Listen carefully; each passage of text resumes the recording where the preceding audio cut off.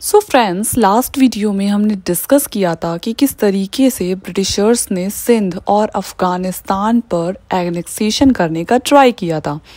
हालांकि सिंध तो पूरी तरीके से ब्रिटिश कंट्रोल में आ गया था, लेकिन अफ़गानिस्तान की जनता के बार बार विरोध करने की वजह से अफ़गानिस्तान को ब्रिटिशर्स कभी भी एनेक्स नहीं कर पाए थे और इसी वजह से अफ़गानिस्तान को एज अ बफर स्टेट बनाकर छोड़ दिया था। आज के वीडियो लेक्चर में हम डिस्कस करेंगे एंग्लो बर्मीज रिलेशन के बारे में। बर्मा, जिसे आज म्यांमार के नाम से जाना जाता है, कभी ब्रिटिश की एक टेरिटरी हुआ करता था। हालांकि 19th सेंचुरी से पहले बर्मा भी एक फ्री कंट्री था, लेकिन क्योंकि ब्रिटिशर्स के बढ़ते लालच के चलते उन्होंने बर्मा को भी एनेक्स करने का ट्राई किया। बर्मा के अंदर ब्रिटिशर्स को एक बहुत ही बड़ा मैन्युफैक्चरिंग हब, साथ ही फॉरेस्ट प्रोडक्ट्स का लालच था। ब्रिटिशर्स का मानना था कि फ्रेंच पावर को अगर कम करना है तो बर्मा को भी पूरे तरीके से अपने कंट्रोल में लेना ज़रूरी है, क्योंकि बर्मा के अंदर फ्रेंच इन्फ्लुएंस बढ़ता जा रहा था। और इन्हीं चीज़ों के चलते हम देखेंगे फर्स्ट बर्मा वॉर, जो 1824 से 1826 तक चला। तो चलिए ब्रीफ में डिस्कस करते हैं एंग्लो बर्मीज वॉर के बारे में, जिसकी शुरुआत भी हम देखते हैं कि 19th सेंचुरी की स्टार्टिंग में हुई थी, क्योंकि बर्मा लगातार वेस्ट की तरफ एक्सपेंशन करता जा रहा था। जिसी बीच हम देखते हैं कि अराकान और मणिपुर पर भी बर्मा अपना कब्जा कर लेता है। अब ब्रिटिशर्स को ये खतरा मंडराने लगा कि जैसे जैसे बर्मा अंदर की तरफ घुसता जा रहा है, वो असम और ब्रह्मपुत्र वैली पर भी बहुत जल्द अपना कब्जा कर लेगा। इसी के चलते बर्मा और ब्रिटिश ईस्ट इंडिया कंपनी के बीच में फ्रिक्शंस बढ़ने लगे, क्योंकि ब्रिटिश इंडिया और बर्मा के बीच कोई डिफाइंड बॉर्डर नहीं था, जिसकी वजह से ये क्लैशेस काफ़ी तेजी से बढ़ रहे थे। कभी बर्मा वेस्टवर्ड एक्सपेंशन कर देता था, तो कभी British East India company Burma के कुछ क्षेत्रों पर कब्जा कर लेती थी। और इसी बीच हम देखते हैं मई 1824 में ब्रिटिश एक्सपेंडिशरी फोर्सेस रंगून को कब्जा कर लेती हैं और साथ ही कैपिटल अवा में 72 किलोमीटर तक अंदर घुसकर बैठ जाती हैं, जिसके चलते जो बर्मीज हैं वो थोड़े से वीक पड़ जाते हैं और उन्हें सरेंडर करना पड़ता है, जिसके बाद दोनों ही तरफ पीस को स्टैब्लिश किया जाता है।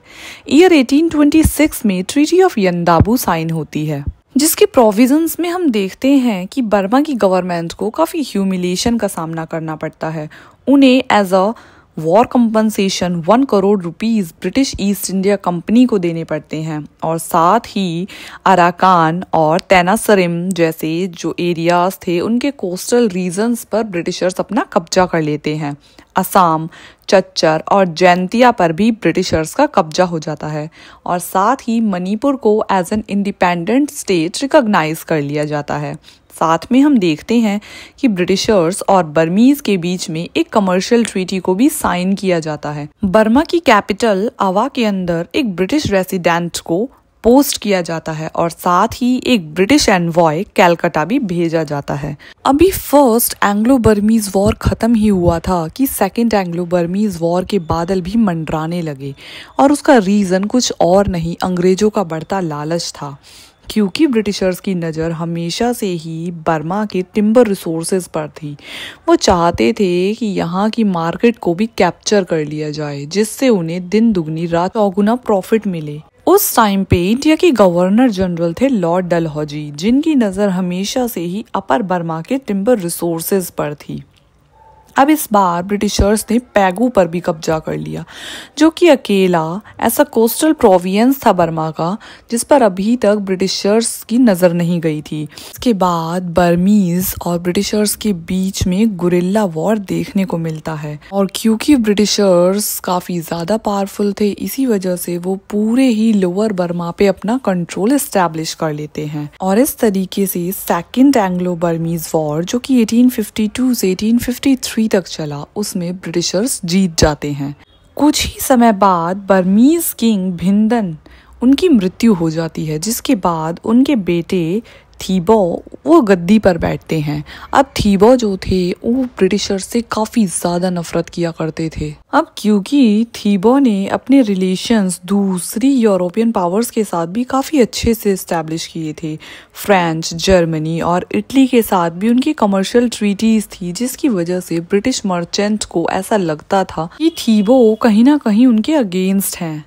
फ्रेंच भी उस टाइम पे एक रेल लिंक को डेवलप करने की सोच रहे थे, जो कि मैंडले से फ्रेंच टेरिटरीज तक बनने वाली थी, जिसके चलते ब्रिटिशर्स और भी ज़्यादा खफा हो जाते हैं, क्योंकि ब्रिटिशर्स के फ्रेंच के साथ हमेशा से ही कॉन्फ्लिक्ट्स चलते रहते थे।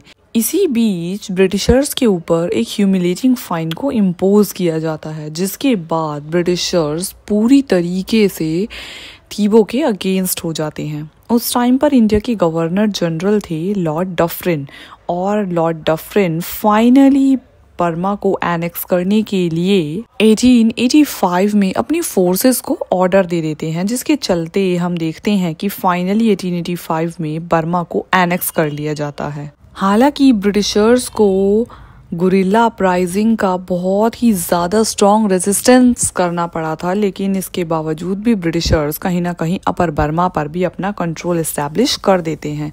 लेकिन इसके बाद हम देखते हैं कि जब फर्स्ट वर्ल्ड वॉर चलता है उस टाइम पे बर्मीज़ इंडियन नेशनल कांग्रेस के साथ हाथ मिला लेते हैं और उस नेशनल मूवमेंट को और ज़्यादा स्ट्रॉन्ग बना देते हैं। अब बर्मीज़ और इंडियन नेशनल कांग्रेस दोनों ही एक साथ मिलकर ब्रिटिशर्स के खिलाफ एक लड़ाई लड़ रहे थे, जिसके चलते ब्रिटिशर्स को लगने लगता है कि उनकी पावर इस तरीके से बहुत ज़्यादा कमज़ोर हो जाएगी, और वो चाहते थे कि बर्मा को ब्रिटिश इंडिया से सेपरेट कर दिया जाए। इसी के चलते ईयर 1935 में बर्मा को इंडिया से सेपरेट कर दिया जाता है, जिसके बाद बर्मा के जो नेशनलिस्ट हैं अपनी लड़ाई को अलग रखते हुए भी ब्रिटिशर्स के खिलाफ एक युद्ध को जारी रखते हैं।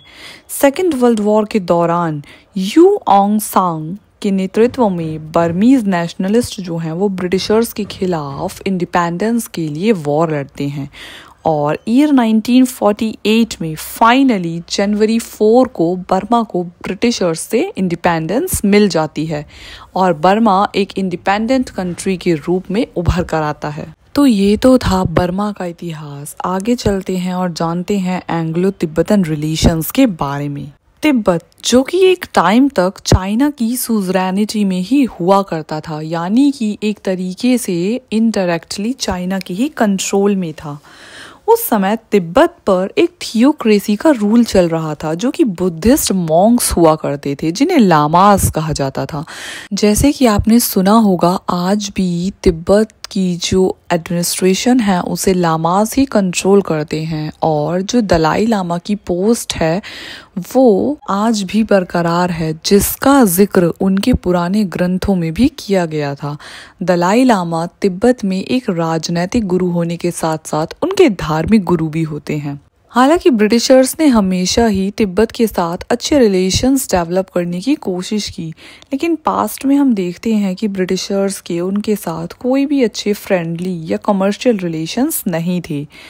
एक टाइम ऐसा आता है जब चाइना की सॉवरेनिटी तिब्बत के ऊपर से खत्म होने लगती है और रशियन इन्फ्लुएंस अचानक से बढ़ जाता है, जिसके चलते हम देखते हैं कि रशिया से बहुत सारे आर्म्स और एम्यूनिशंस को भी तिब्बत भेजा जाता है।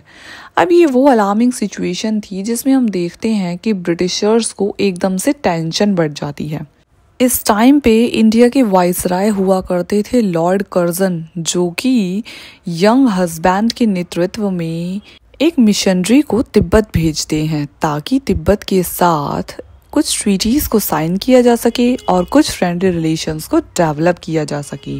तिब्बत के ऊपर दबाव बनाया जाता है कि वो ब्रिटिशर्स के साथ एग्रीमेंट को साइन करें, लेकिन क्योंकि तिब्बत रिफ्यूज कर देता है और बहुत नॉन वायलेंटली इसको रेजिस्ट करने की कोशिश करता है, लेकिन फिर भी ब्रिटिशर्स के बढ़ते दबाव के चलते हम ये देखते हैं कि यंग हस्बैंड लासा पहुंच जाते हैं अगस्त 1904 में, जिसकी वजह से दलाई लामा तिब्बत छोड़कर वहां से चले जाते हैं। जिसकी बड़ी भारी कीमत पूरे ही तिब्बत को ट्रीटी ऑफ ल्हासा के रूप में चुकानी पड़ती है, जो कि 1904 में साइन हुई थी, जिसके प्रोविजंस के तहत हम देखते हैं कि तिब्बत के ऊपर 75 लाख रुपीस की कंपनसेशन अमाउंट लगाई गई थी, जिसके चलते उन्हें सालाना 1 लाख रुपए देना होता था। अब as a security of payment Indian government Chumbi valley पर भी कब्जा कर लेती है और ये कहा जाता है कि 75 साल तक, जब तक वो पूरा का पूरा अमाउंट पे नहीं हो जाता, तब तक चुम्बी वैली जो है ब्रिटिशर्स के ऑक्यूपेशन में रहेगी, जो कि भूटान और सिक्किम की टेरिटरीज के बीच में थी। साथ ही ब्रिटिशर्स ने यह भी प्रोविज़न रखा कि तिब्बत को अपने यहाँ ट्रेड मार्ट्स खोलने होंगे। यांगतुंग, ग्यात्से और गारतोक नाम की जगह पर बहुत सारे ट्रेड मार्ट्स को खोला गया। इस ट्रीटी के प्रोविजंस में तिब्बत पर यह ऑब्लिगेशन भी लगाया गया कि वो अपने रेलवेज, रोडवेज और टेलीग्राफ जैसी सर्विसेज किसी भी फॉरेन कंट्री के लिए नहीं रख सकते, लेकिन ब्रिटिशर्स जो हैं वो उनके फॉरेन अफेयर्स पर कंट्रोल करेंगे और साथ ही अदर यूरोपियन कंट्रीज के लिए किसी भी तरीके की कोई सेवा नहीं दी जाएगी। आगे चलकर हम देखते हैं सेक्रेटरी ऑफ स्टेट के इंसिस्ट करने पर ये जो कंपनसेशन का अमाउंट था 75 लाख रुपीस, इसको घटाकर 25 लाख रुपीस कर दिया और चुंबन वैली, जिस पे कि ब्रिटिशर्स ने पूरे 75 साल के लिए कब्जा किया था, उसको भी अगले 3 साल में छोड़ने का वादा किया, जो कि 1908 में फाइनली इवैक्यूएट कर दी थी।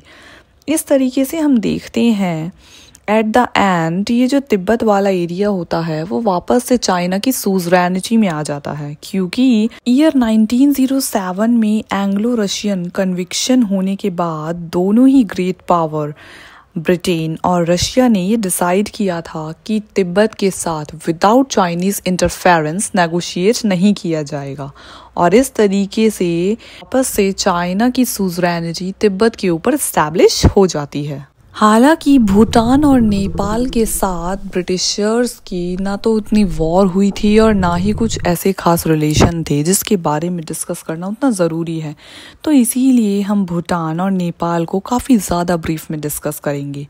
बात करें भूटान की, जो कि 1826 में बहुत तेज़ी से ब्रिटिश इंडिया की तरफ ऑक्यूपेशन करता जा रहा था और बहुत सारे ऐसे एरियाज थे असम के जिस पे भूटान ने अपना कब्जा कर लिया था।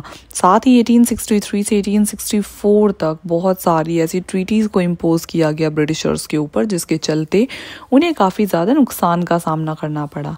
लेकिन एट द एंड हम देखते हैं 1865 में भूटानीज़ को सरेंडर करना पड़ा और जिन भी जगहों पर उन्होंने कब्जा किया था वापस से ब्रिटिशर्स ने उन्हें अपने ऑक्यूपेशन में ले लिया। साथ ही भूटानीज के साथ ब्रिटिशर्स ने काफ़ी पीसफुल रिलेशंस को रखा था। साथ ही सरेंडर्ड डिस्ट्रिक्ट्स को as a tea garden develop किया गया, जहां ब्रिटिशर्स को काफ़ी अच्छा खासा प्रॉफिट मिलता था। बात करें एंग्लो नेपालीज रिलेशन के बारे में तो पाएंगे कि ईयर 1760 में गोरखास ने नेपाल को रंजीत मल्ला से छीना था और तभी से वो लोग वहाँ रूल किया करते थे। अब वो चाहते थे कि नेपाल में जो उनका एडमिनिस्ट्रेशन है, जो कंट्रोल है, उसे एक्सपैंड किया जाए, अपनी पावर को बढ़ाया जाए। नॉर्थवर्ड एक्सपेंशन उन्हें काफ़ी मुश्किल लगता था क्योंकि वहाँ पे चाइनीज़ का रेजिस्टेंस था, इसीलिए उन्होंने डिसाइड किया कि वो साउथवर्ड एक्सपैंड करेंगे।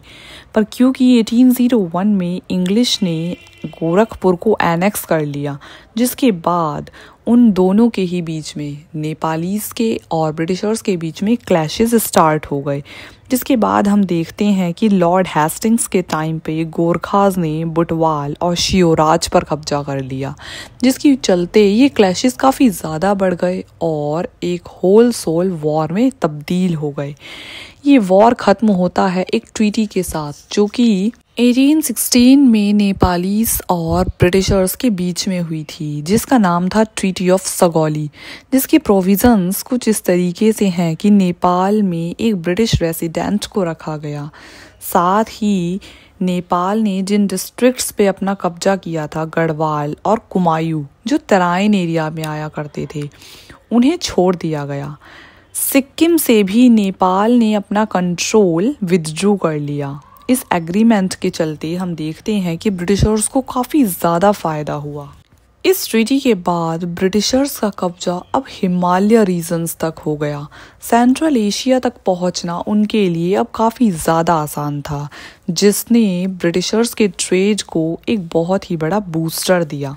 साथ ही बहुत सारे हिल स्टेशंस जैसे कि शिमला, मसूरी और नैनीताल को भी कब्जा लिया गया। ट्रीटी ऑफ सगौली के बाद बहुत सारे गोरखास ने एक लार्ज नंबर में ब्रिटिश इंडियन आर्मी को ज्वाइन किया।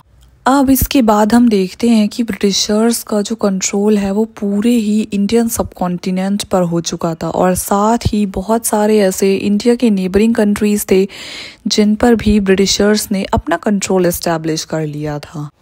नेक्स्ट वीडियो में हम डिस्कस करेंगे कि किस तरीके से अब लोगों ने ब्रिटिशर्स के खिलाफ रेजिस्ट करना स्टार्ट कर दिया। जगह जगह पर रिवॉल्ट होने लगे। हालांकि हम देखते हैं कि 1857 में एक बहुत ही मेजर रिवॉल्ट होता है जिसमें बहुत सारे इंडियंस यूनाइट होकर ब्रिटिशर्स के खिलाफ एक रिवॉल्ट को स्टार्ट करते हैं। लेकिन 1857 के रिवॉल्ट से पहले भी बहुत सारे ऐसे छोटे छोटे रिवॉल्ट्स हुए थे जिन्होंने कहीं ना कहीं 1857 के रिवॉल्ट को एनकरेज किया था। तो अगले वीडियो में हम उन्हीं सभी रिवॉल्ट्स के बारे में डिस्कस करेंगे। Till then, keep watching, and if you have not subscribed the channel till yet, then please do subscribe it for more related videos. Thanks for watching.